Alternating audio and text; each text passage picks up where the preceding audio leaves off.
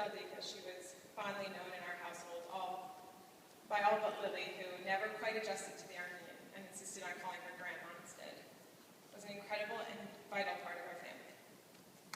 For those of you who knew her, if even only briefly, you knew that she wore a constant smile on her face, and she was always ready to laugh and make others laugh. However, despite these personality traits, she had no means an easy life. She was born Laura Martirosova on September 20th, 1933. Her parents were Sergei Martirosov and Tatiana Fruman, an Armenian and Jewish couple. She was born in Tbilisi in the Republic of Georgia in the Soviet Union. We're actually hoping to celebrate her 80th birthday in September. During World War II, Dudley lost her father to smallpox when she was only 9 years old. Because of this, Dudley grew up incredibly close with both her mother and her sister Irina. Dudley's mother had little to no help raising her girls. She lost her husband early on, and many members of her family were killed in the Holocaust. Dudley's mother spent every day taking care of her two daughters. But at night, in order to make ends meet, she would stay up and sketch blueprints because she was artistic and that was her way of making money with that skill. However, despite the difficulties she faced, Dudley's mother was always cheerful and always had food on the table for any guests. For those of you who know Dudley, you know she did the exact same thing. My great-grandmother died over 40 years ago. Yet Dudley's friends would still call Dudley on her mother's birthday to reminisce about how great of a mother she had.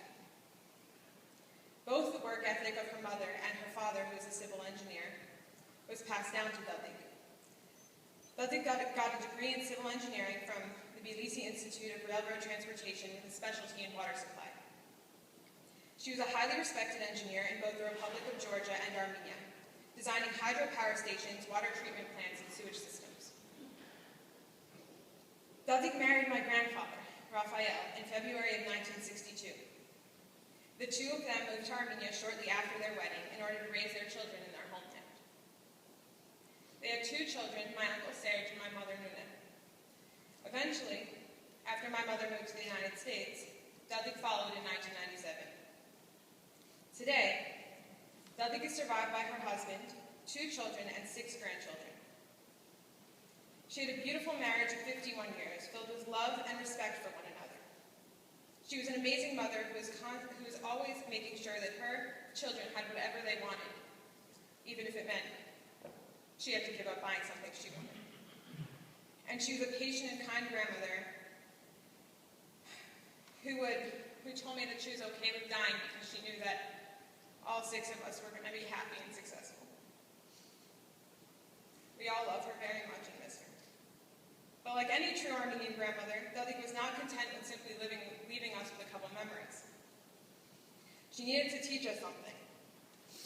She told me that when I was younger, it was imperative that I gain certain skills if I was going to grow up and run a household. Dudley worked to teach us all how to cook, clean, sew, and her specialty in the last few months, do laundry.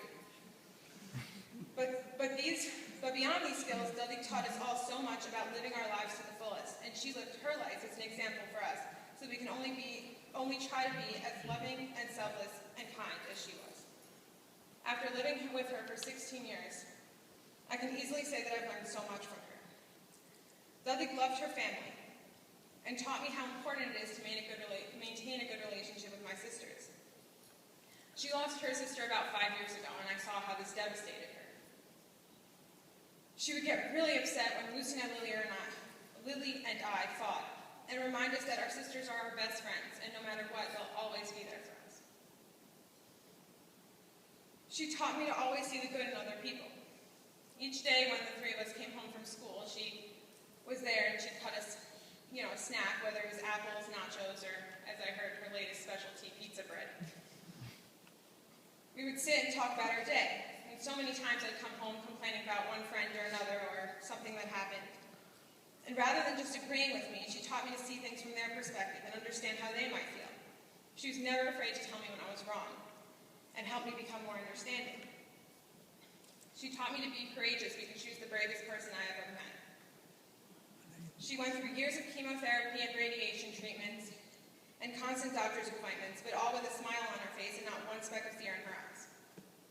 Dottie was always ready to laugh at herself and taught me to do the same. She taught me not to take life so seriously and to take a step back every once in a while and just laugh. She allowed everyone to complain to her, whether it was my mom, my grandfather, my sisters, my uncle, or my cousins. She patiently listened. However, she never, ever complained herself. She was kind and giving and always willing to drop everything to make me or my family feel better. When I was younger, and if I was upset for whatever reason, she used to hug me as I cried and would, stroke my arm and say, "Savadana, savadana," which means "let me take your pain." And that was so like her because, as my mother says, she was a sponge and she took everyone else's pain but never let us do the same for her. Dottie did all of this because she loved us all unconditionally. She believed in us always, cheered on our successes, and supported us through our failures. I'm saddened she won't be with us anymore to watch us grow and partake in the family traditions she always played a crucial role in. There's so much I still need from her and so much I wish I could ask her, but I'm comforted in the fact that she's watching over us from heaven.